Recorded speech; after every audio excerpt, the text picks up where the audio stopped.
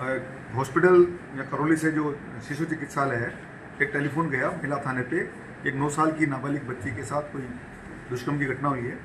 और चूँकि ये घटना लांगरा थाना क्षेत्र की थी, तो ये सूचना जब एडिशनल एसपी करौली गुमनाराम जी के पास पहुंची, तो गुमनाराम और सीओ अनुज करौली, एसएचओ लांगरा, एसएचओ महिला थाना, तमाम अधिकारी मौके पे पहुंचे। पहले हॉस्पिटल पहुंचे।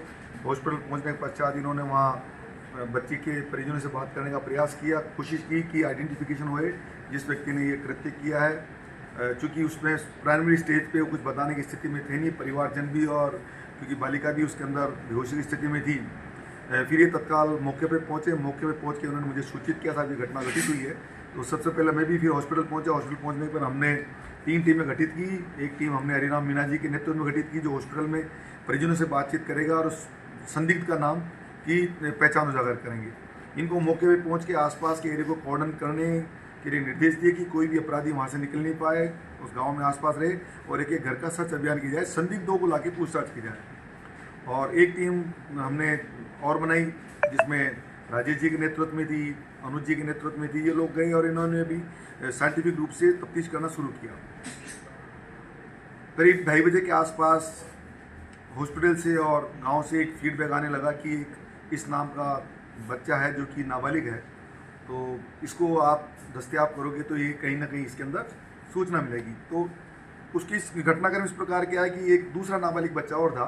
वो 4 बजे के आसपास दिन में तालाब के अंदर गए थे और उन्होंने शराब का सेवन किया था। फिर शराब में उन्होंने एक एनर्जी ड्रिंक होता है उसको मिला के पिया, तो संभवतः उससे उनका नशा बढ़ गया। तो नशा बढ़ने के पश्चात जब दोनों बच्चे अंदर गांव में घुसे, तो एक बच्चा तो चले गया अपने गांव, अब दोनों बच्चे अपने घर की ओर जाने लगे। तो जो दूसरा बच्चा है जिसने अपराध कारित किया है, इसको लड़की मिली, नाबालिग बच्ची थी। ये अपने घर से अपनी नानी को, जो अपनी इसकी माँ की बुआ की जेठानी की बुआ है, उसको सब्जी देने जा रही थी। तो अंधेरे का मौका पाकर उसने उसके साथ दुष्कर्म किया, घटना घटित करी। उसका क्या कहते हैं, उसके जो जितने भी कपड़े थे वहाँ पे बाहर पड़े मिले। मौके पे खूब सारा ब्लड मिला। उसको मौके पे हमने प्रिजर्व किया, एफएसआर को बुलाया, श्रीमान आई साहब को निर्देश, आई साहब को हालात अवगत करे।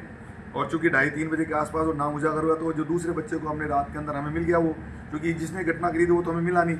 उसने फिर पूरा घटना के बारे में ये बताया, ऐसे ऐसे करके हुआ। मैं तो वहाँ से चले गया था और वो उस तरफ दिशा में वो गया था। क्योंकि दिशा में गया था तो हमने शक उस पर बढ़ गया।